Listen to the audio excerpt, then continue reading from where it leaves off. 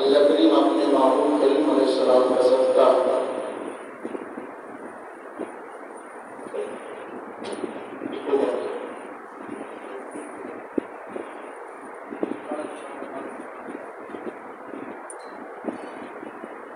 اللہ تعالیٰ اپنے محبوب کریم علیہ السلام کا صدقہ ہماری جمعۃ المبارک کی حاضری کو قبول فرمائے اور اس کے فیض و برکات نصیب فرمائے۔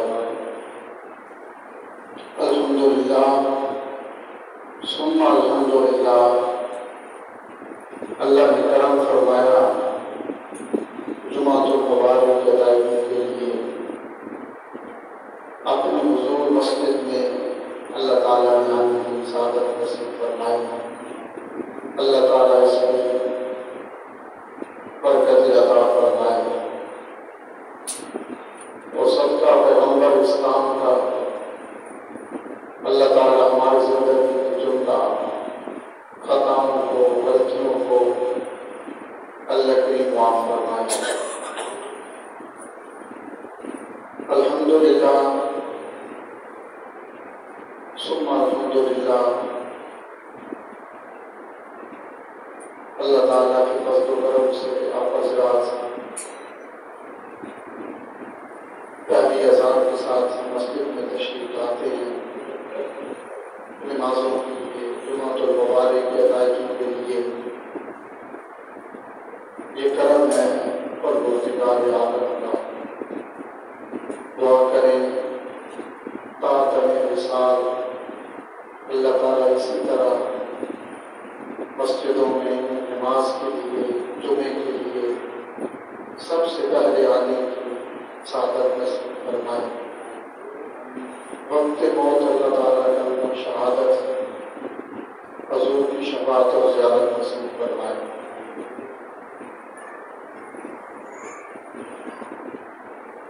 ہم گزشتہ جمعہ مبارک پر اس آیت تشریفہ میں گفتگو کر رہے تھے، اس میں اللہ کریم نے فرمایا کہ وَلَا تَهِنُوا وَلَا تَحْزَنُوا وَأَنْتُمُ الْأَعْلَوْنَ إِن كُنتُم مُؤْمِنِينَ۔ اے مسلمانوں،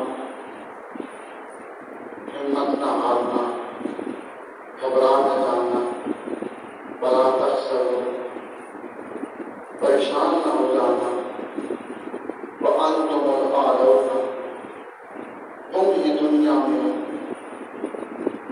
غالب آ سکتے ہو، بشرطے کہ ان کنتم مؤمنین تمہارے ایمان مکمل ہے۔ ذات خدا کے بعد ذات مصطفیٰ صلی اللہ تعالیٰ علیہ وسلم خدا کبھی ہونے پر تمہارا کامل ایمان ہو، اپنا ملکہ و ماما، اپنا حکم، اپنا سازش، اپنا رسول، اپنا نبی ذات مصطفیٰ ہوا۔ جب تمہارے ایمان پہلے لوگوں کے ایمان کی طرف ہوں گے، والسابقون الاولون من المہاجرین والانصار، جیسے تمہارے ایمان ہوں گے تو پھر کوئی دنیا کی طاقت تمہیں دنیا پر غالب آنے سے نہیں روک سکتی۔ اللہ تعالیٰ نے امت مسلمہ کو غلبہ عطا فرمایا، شان عطا فرمائی، عزت اور وقار کی زندگی عطا فرمائی، اور پہلی ساری سابقہ امم میں سے خیر من خیر امہ اللہ تعالیٰ نے ایک بہترین اور سب سے افضل امت کے منصب پر مسلمانوں کو فائز فرمایا۔ اب مسلمان، آج کا مسلمان دور حاضر کا اس 14ویں صدی کا چند صدیاں پیچھے چلے جائیں، اپنے منصب کو بھلا بیٹھا، دربار مصطفی سے جو سبق ملا تھا وہ بھول گیا۔ نتیجہ جتنی بھی ابیار تھے، باطل قوتیں تھیں، وہ غالب آ گئے۔ مسلمان زوال کی چکی میں پسنے لگا، تنزلی کا شکار ہونے لگا، اپنا منصب، اپنا مقام بھول گیا۔ آج جو امت مسلمہ کی حالت ہے وہ سب کے سامنے ہے۔ اللہ کریم نے قرآن کریم میں فرمایا دوسرے سپارے میں، کم من فئۃ قلیلۃ، تھوڑی جماعت، تھوڑے لوگ، غالبت یہ غالب آ گئے، فتح پا گئے، کثیر جماعتوں پر، کثیر لشکروں پر، بڑی افواج پر تھوڑے سے مسلمان غالب آ گئے۔ بإذن اللہ، اپنے رب کی عزت سے، اللہ مع الصابرین، اللہ صبر کرنے والوں کے ساتھ۔ آج تو ہمارے پاس ایمان ہے، یہ نام کا ایمان ہے، حکم ہے تمہارے ایمان صحابہ اکرام کے ایمان جیسے ہونا چاہیے، پھر دنیا میں غالب آ سکتے ہو۔ صحابہ اکرام کو کوئی فکر نہیں تھی، نہ کھانے کی، نہ پینے کی، نہ لباس کی، نہ ضروریات زندگی کی، بس ایک ہی فکر تھی کہ میرا رب کیا کہتا ہے، اس کا حکم کیا ہے۔ مٹھی بھر مدینہ طیبہ کے مسلمان اٹھے، پوری دنیا پہ غالب آ گئے۔ آج ایٹمی قوت، جنگی ساز و سامان، جنگی جہاز، اسلحہ، بم بارود، میزائل، سب کچھ ہونے کے باوجود آج مسلمان اور بالخصوص پاکستان کے مسلمان تنزل کا شکار ہے۔ یہ واحد ملک ہے جس میں ہر موسم، ہر پھل اللہ نے عطا فرمایا ہے۔ سردیاں ہیں، گرمیاں ہیں، خزاں ہے، پہاڑ ہے، دریا ہیں، سمندر ہے، پہاڑ ہے، سب کچھ اس میں ہے، سب کچھ۔ اور آج ہم بھیک مانگنے کے لیے مجبور ہیں، کھانے کو ترس رہے ہیں۔ ایک وقت تھا جب امریکہ نے یہ کہا تھا کہ صرف کوئی اگر پاکستان کا سواد مل جائے، سواد کی وادیاں مجھے مل جائیں، تو میں وہاں سیر و سیاحت سے اتنا کما لوں کہ پوری دنیا خریدوں۔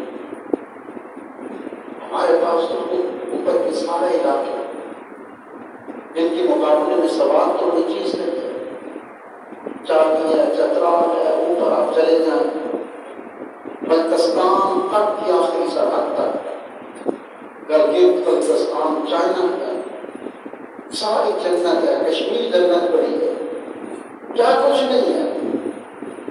اتنا کچھ ہونے کے باوجود بھی ہم آج ہر قسم کے بحران میں گر چکے ہیں، ہر قسم کی پریشانی کا شکار ہیں، اس لیے کہ جو اصل چیز تھی وہ ہمارے پاس ہے۔ آپ کے پاس لاکھوں کا موبائل ہو، اگر اس کو سگنل ہی نہ ہو تو پھر اس موبائل میں ہر فنکشن ہے، آئی فون آپ لے لیں، مہنگا ترین فون ہے، ہر فنکشن ہے، ہر چیز ہے اس میں، لیکن اگر سگنل نہیں آ رہا تو کام کرے گا۔ اصل چیز وہ سگنل جو مدینہ طیبہ سے اہل ایمان اور اہل اسلام کے سگنل تھے وہ کٹ چکے ہیں، وہ سگنل ہمارے پاس نہیں آ رہے مدینہ طیبہ کا۔ ان صحابہ کے ایمان جیسا ایمان چاہیے۔ پھر یہ اسرائیل کیا چیز ہے، یا ہندوستان آج پاکستان کو دھمکی دے رہا ہے، یہ کیا چیز ہے؟ کچھ بھی نہیں ہے۔ ہم وہ جہاد کے جو جذبے تھے، جو اسلام کا سبق تھا، جو ایمان کا نور تھا، ہم اس کو کھو دیا، بلا بیٹھے۔ قرآن کہتا ہے کم من فئة قلیلة غلبت فئة کثیرة بإذن اللہ، بہت تھوڑی جماعتیں اللہ کے حکم سے اپنے ایمان کی مضبوطی کی وجہ سے فئة کثیرة بڑی بڑی جماعتوں پہ غالب آ گئے۔ اور مدینہ طیبہ کا لوگوں کا ایمان کیسا تھا؟ مسلمہ کذاب آپ نے سنا ہوگا، مسلمہ کذاب کے بارے میں آتا ہے کہ وہ بڑا طاقتور تھا اور اس کو اللہ نے بڑا حسن عطا کیا تھا، قد آور وہ شخص تھا اور اس کے قبیلے والے لوگ اس پہ جان چھڑک ہوئے تھے، اس کے پاس مال و دولت کی کثرت تھی، وہ اسی اپنے حسن و جمال کی، مال و دولت کی طاقت کے نشے میں نبوت کا دعویٰ کرتا ہے۔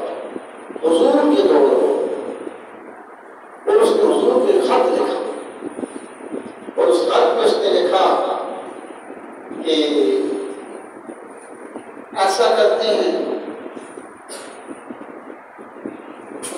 کہ آدھے عرب کے تم نبی بن جاؤ، آدھے کا میں بن جاتا ہوں۔ میرے ساتھ ایک معاہدہ تھا، یا ایک سال کے لیے تم نبی بن جاؤ، ایک سال کے لیے میں بن جاتا ہوں، یا مجھے یہ لکھ کر دے دو کہ تمہارے دنیا سے جانے کے بعد اگلا نبی میں ہوں۔ تو حضور نے اس کو خط کا جواب دیا اور حضور نے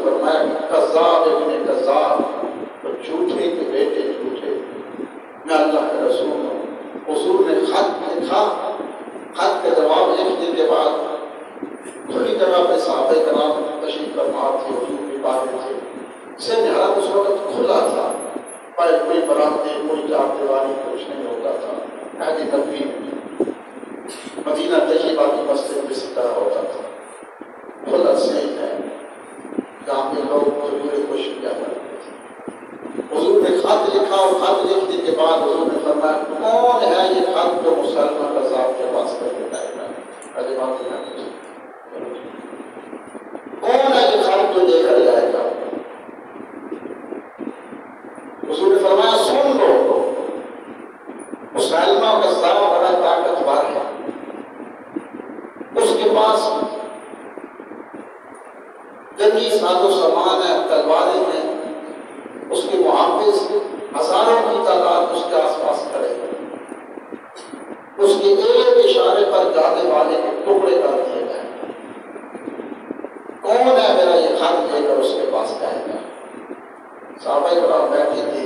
ایک صحابی رسول تھے جن کا نام تھا حضرت حبیب بن زید رضی اللہ تعالیٰ عنہ. کمزور تھے، ضعیف العمر تھے، ہڈیوں کے ڈھانچے، کمر جھکی ہوئی تھی، سر پہ ٹوکرا تھا، چھاوڑی فروش. مدینہ طیبہ کی گلیوں میں وہ گھوم پھر کر کھجوریں بیچا کرتے تھے، جیسے آج لوگ گیڑی لگاتے ہیں.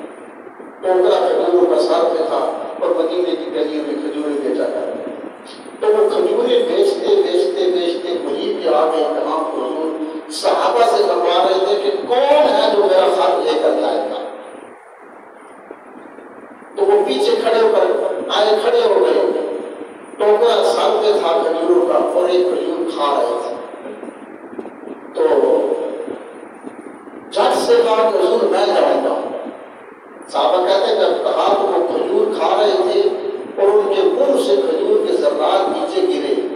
تو نیچے شخص نے کہا کہ اچھی طرح کھجور تو کھا لو. تو کہا اگر کھجور کھانے کی دیر حضور نے یہ ڈپٹی کسی اور کی لگا دی تو پھر کہا حضور میں جاؤں گا.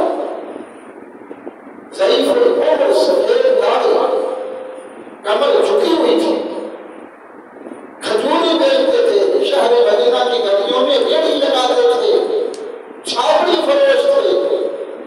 کہا حضور میں جاؤں گا. حضور نے فرمایا ٹھیک ہے جاؤ بچوں سے مل جاؤ. حضور بچوں سے کیا ملنا، چھوڑو اب گھر نہیں جائیں گے. ایک شخص سے کہا کہ یہ کھجوریں کا انہیں گھر میں لے گئے. ٹوکرا کوئی اس کو پکڑایا اور گھر بھیج دیا. حضور نے اپنا امامہ شریف کو مانگا، نیزہ حضور نے اپنا دیا، سینہ باندھ دیا. حضور نے اپنی سواری کی گھوڑا دیا، اس پہ بیٹھے. اور جب بیٹھے خط لیا تو گھوڑے کو ایک لگائی تو اسے کہا کہ گھوڑے سے کہا اپنی سواری سے کہ اب چل، دشمن یہ خدا کو بتا کہ محمد عربی کا غلام آ رہا. صحابہ کہتے ہیں وہ پورے دن کی کمر جھکی ہوئی تھی، سفید ریش تھے، ہڈیوں کے ڈھانچے تھے، صحیح چل نہیں سکتے تھے. جب وہاں سے نکلے تو پتہ چلتا تھا کہ ان کا کوئی غلام کسی لشکر کا کوئی جرنیل جا رہا. کہتے ہیں حبیب بن زید رضی اللہ تعالیٰ نے جب وہاں پہ گئے تھے تو باہر دشمن کا محاصرہ، مسلمہ قذاب کا کوئی پہنچ نہیں سکتا تھا. آپ گئے، آپ نے نیزہ وہاں پہ زمین پہ ڈالا، گھوڑے کے گردن کو اس کی مہار رسی ڈالی، لگام رکھی، فرمایا جا جہاں سے آیا تھا واپس چلا جا. جانتے تھے یہاں سے بچ کے نہیں جاؤں گا. محافظ نے روکا کہاں جا رہے ہیں؟ کہا مدینہ کے یہ واپس آئے حضور کے پاس سے جانے قاصد کو روکتے تھے، جانے دیا. اندر گئے، سامنے تخت پہ مسلمہ قذاب بیٹھا ہے، دائیں بائیں سینکڑوں کی تعداد میں لوگوں کے ہاتھ میں تلواریں جو اس کی حفاظت میں کھڑے ہیں. ہاتھ میں نیزہ تھا، جاتے سیدھا اس کے سامنے اس کے تخت گدی میں لا کر گاڑ دیا. کہا تو کون ہے؟ کہا محمد عربی کا میں غلام ہوں، مرکز اسلام سے حضور کا پاس سے آیا، میرے خط کا جواب. تو اس نے ساتھ جو بیٹھے ہوتے تھے نا کانتر، اسے کہا کہ پڑھ. تو جو اس نے پڑھا نا سب کے سامنے جو لکھا ہوا تھا قذاب، مسلمہ قذاب ابن قذاب، جھوٹے باپ کا جھوٹا بیٹا. تو سب نے سن لیا تھا. اب مسلمہ قذاب کو خون کھول لیا. وہ اٹھا، تلوار ہاتھ میں تھی. اس نے کہا تو جانتا ہے اپنا انجام؟ پیچھے مڑ کر دیکھ،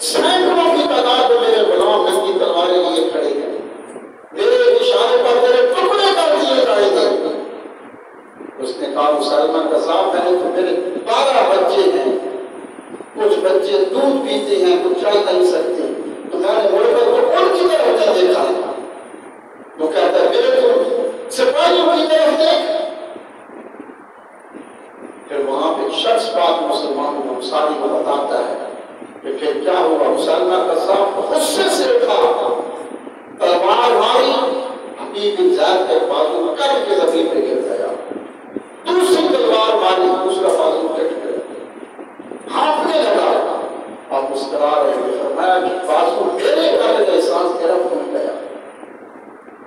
کہا تیرے پاس کون سی قوت ہے تیرے بازو کر کے تو مسکراتا ہے؟ کہا میرے پاس محبت رسول کی، ایمان کی، عشق رسول کی قوت ہے تو میں جھکنے نہیں دیتی. تلوار پانی سر سے بتا کر دیا. حضور مسجد نبوی شریف میں تشریف فرما تھے اور حضور کی آنکھوں میں آنسو آ گئے. حضور نے فرمایا کہ مسلمان قذاب نے حبیب الذات کو شہید کر دیا.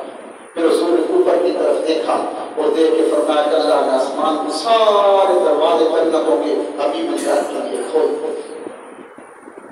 فرمایا جب تک تمہارے پاس یہ ایمان کی قوت نہیں ہوگی تو دنیا میں غالب نہیں آ سکتا. وَأَنْتُمُ الْآخَرُونَ إِن كُنتُم مُؤْمِنِينَ. اگر چاہتے ہو نا کہ مسلمان دنیا میں غالب آ جائے تو پھر صحابہ جیسا پہلے لوگوں جیسا تمہیں ایمان چاہیے. سلطان صلاح الدین ایوبی نے بیت المقدس کو فتح کیا تھا. آج ہم 10 سے مست ہیں، مسلمانوں کی خیرت مر گئی. بیت المقدس میں یہودیت کا قبضہ ہو گیا. جو 800 سال پہلے سلطان صلاح الدین ایوبی نے ایک خاص مقام کے تالے لگائے تھے وہ کھول دیے تھے. ہیکل سلیمانی کے نقشے تیار ہو گئے. معبد یہودیت بننے کے لیے تیار ہے. مسجد اقصی کو شہید کرنے کی تیاریاں مکمل ہیں. کفر پاکستان PSL کھیل رہا ہے. جوان کھیلوں میں مصروف ہو گئے. وہ سلطان صلاح الدین ایوبی تھا. آج ہم سوچتے ہیں نا کیا کیسے ان کو مقابلہ کریں گے. یہ کون تھا سلطان صلاح الدین ایوبی؟ یہ کوئی بادشاہ نہیں تھا، اس کے پاس کوئی سلطنت نہیں تھی، کچھ بھی نہیں تھا. حضرت سیدنا شیخ عبد القادر جیلانی رحمۃ اللہ تعالیٰ علیہ کی درس کا جامعہ نظامیہ بغداد میں پڑھتا تھا. یہ پڑھنے والا جوان تھا سلطان صلاح الدین ایوبی. ایک مدرسے کا طالب علم تھا. اور اس سے پہلے کیا ہوا؟ بیت المقدس کے عیسائیوں نے جب حملہ کیا 70,000 سے زائد مسلمانوں کے ٹکڑے کھڑے ہوئے. اتنا خون بہا بیت المقدس کی گلیوں میں، اتنا خون بہایا گیا صلیبی جنگوں میں، اتنا خون کہ صلیبیوں کے جو گھوڑے تھے وہ خون میں پھسل جاتے. کچی زمین تھی، پہلے زمین نے خون پیا، پھر جو بچ گیا اس پہ گھوڑے پھسلتے تھے. اس سے اندازہ لگا لیں کتنا خون بہا. سلطان صلاح الدین ایوبی اٹھا، مدرسے کے تن طالب علم سے فارغ و تحصیل ہوا. انہوں نے کہا مسلمان کٹ رہی ہے، خون کی دریا بیت المقدس کی گلیوں میں جا رہی ہے، ہمیں ان کی مدد کرنی چاہیے. وہ 2 ساتھیوں نے کہا تو کیا مدد کرے گا؟ تیرے پاس حکومت ہے، تو ممبر ہے، کون سا ہے، تیرے پاس ہے کیا؟ اللہ مدد کرے گا. چند ساتھی ساتھ ملے، ملتے ملتے ملتے سلطان صلاح الدین ایوبی کی فوج تیار ہو، ایک فوج تیار کر لی. پھر صلاح الدین ایوبی پھر حملہ آور ہوا. کون تھا قبیلے کا؟ جیسے ہم کباڑی لوگ ہوتی ہیں، پٹھان ہوتی ہیں، یہ کرد تھا. اٹھا اور پھر یہ اپنے لشکر لے کر بیت المقدس کا حملہ آور ہوتا ہے.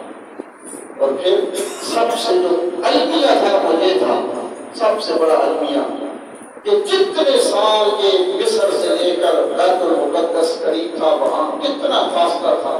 بیت المقدس کے مصر کی سرحدیں آپس میں ملی ہوئی ہیں، دور نہیں تھا.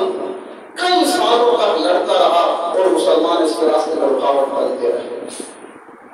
مسلمان کی کمزوری یہی ہے، مسلمان پچھ جاتا ہے.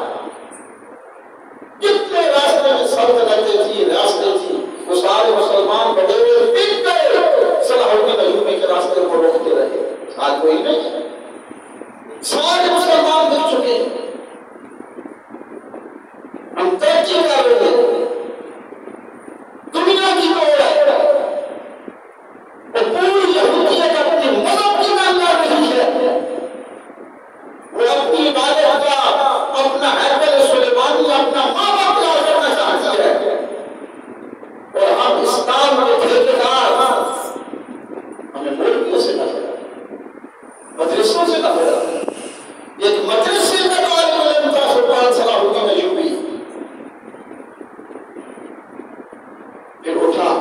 صلاح الدین ایوبی گیا، ایک جنگی داستان ہے، بیت المقدس کو فتح کیا، اور فتح کرنے کے بعد جب یہ بیت المقدس مسجد اقصیٰ کے دروازے پہ کھڑا تھا، اس وقت جتنے آس پاس کے لاکھوں کی تعداد عیسائیوں کا لشکر تھا، اور پھر جب سارے جو مسلمان عیسائیوں کے لیڈر تھے سپہ سالار تھے صلاح الدین ایوبی کے سامنے پیش کیے گئے، اور اس وقت ایک گھوڑے پر مسجد اقصیٰ کے دروازے کے باہر وہ کھڑا تھا، اس کی نگاہیں جھکی ہوئی تھی، کہا کہ جانتے ہو اپنا انجام اب تمہارے ساتھ کیا ہوگا؟ ان کو اپنا ایک ایک خود یاد آنے لگا، وہ کہتے ہیں جانتے ہیں تیرا ایک اشارہ ہوگا اور ہماری گردنیں اڑا دی جائے گی۔ صلاح الدین ایوبی نے کہا نہیں، میں محمد عربی کا غلام ہوں، حضور نے جب مکہ فتح کیا تھا تو حضور اعلان فرماتا لا تثریب علیکم اليوم، جب میں سب کو آزاد کرتا ہوں اور میں تم کو معاف کرتا ہوں۔ صلاح الدین ایوبی جنہوں نے 70,000 سے زائد مسلمانوں کے ٹکڑے کیے تھے، ان کو پل بھر کے جب معاف کر دیا نا، سب نے وہیں کھڑے کھڑے کلمہ پڑھا، سب کی زبانوں میں جاری تھا لا الہ الا اللہ اشہد ان لا الہ الا اللہ۔ اسلام یہ ہے، اسلام کہتے ہیں کہ غالب آ جاؤ پھر معاف کرو، پہلے وہ معافی کی طرف جھنڈے لیکن کھڑے ہوئے۔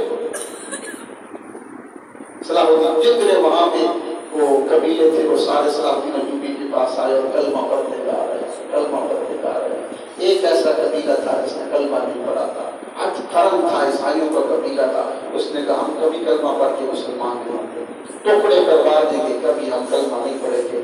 صلاح الدین ایوبی وہاں سے نکلا، مسجد بیت المقدس کے اپنے خانے میں جا کے بیٹھا ہوا تھا، فجر کی نماز پڑھ کے ایک عیسائی عورت آتی ہے، اس نے آ کر کہا صلاح الدین ایوبی میرے 4 بچے ہیں، معصوم بچے، جو تمہارے لشکر کے خون کی وجہ سے کہیں کھو گئے، اپنے سپاہیوں کو بھیج دیں، میرے بچے کو تلاش کر کے لائیں۔ صلاح الدین ایوبی نے سنا، سر پہ امامہ رکھا، ہاتھ میں تلوار کی، گھوڑے پہ بیٹھا، سپاہی ساتھ لیے، سارا دن ان کو صحرا میں جنگل میں تلاش کرتا رہا۔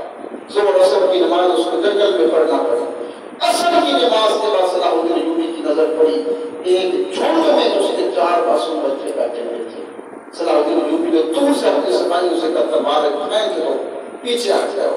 مسکراتا ہو گیا، بچوں کو اٹھایا، سینے سے لگایا، ان کو پانی پلایا، پیار کیا، گھوڑے پہ بٹھایا اور بٹھا کر کے ساتھ آیا، اور ساتھ آ کر اس کی ماں کے حوالے کیا، کہا یہ لے لو۔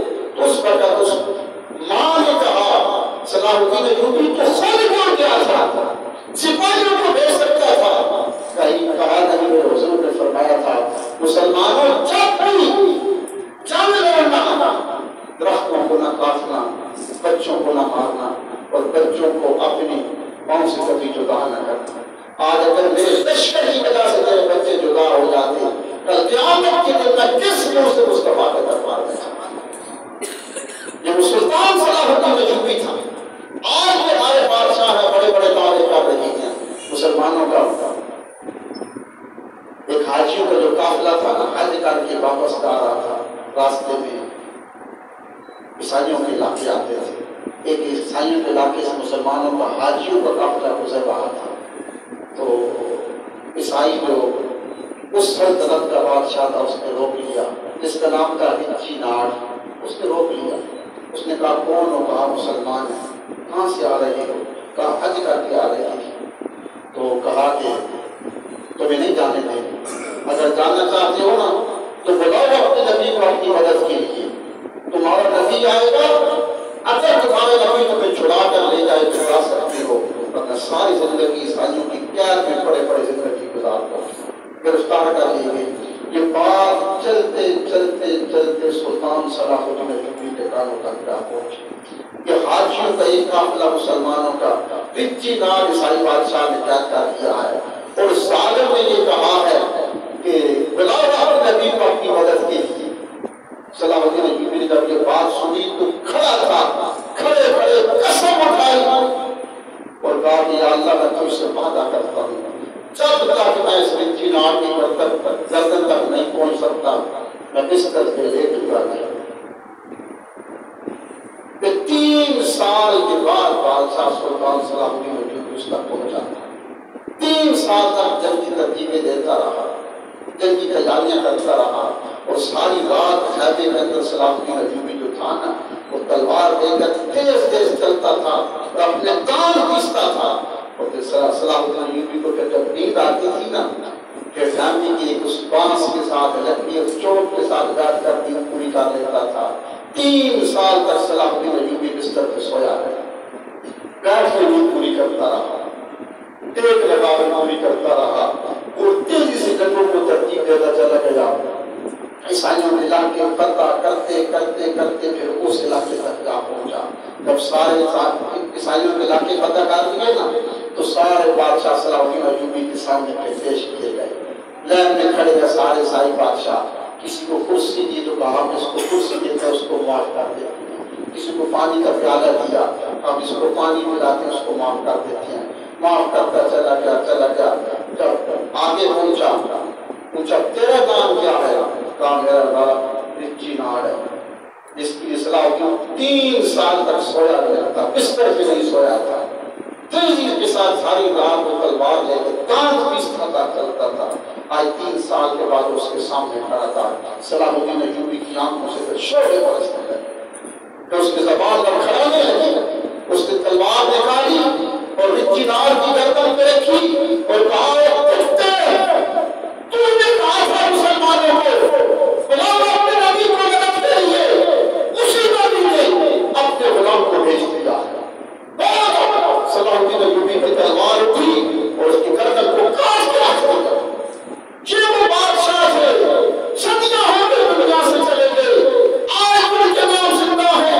فرمایا دیکھو اللہ نے فرمایا مسلمانوں تم چاہتے ہو کہ تم دنیا میں غالب آ جائے تو پھر سن لو، ولا تہنوا، ہمت نہ ہارنا، پریشان نہ ہونا، ولا تحزنوا، گھبرا نہ جانا، وانتم الاعلون، تم بھی دنیا میں غالب آ سکتے ہو، لیکن شرط یہ ہے ان کنتم مؤمنین، تمہارے ایمان پہلے مسلمان حضور کی صحابہ کے ایمان جیسے جب تک نہیں ہوں گے اس وقت تک تو دنیا میں غالب نہیں آ سکتے، کچھ بھی ہو جائے ہم دنیا میں غالب نہیں آ سکتے۔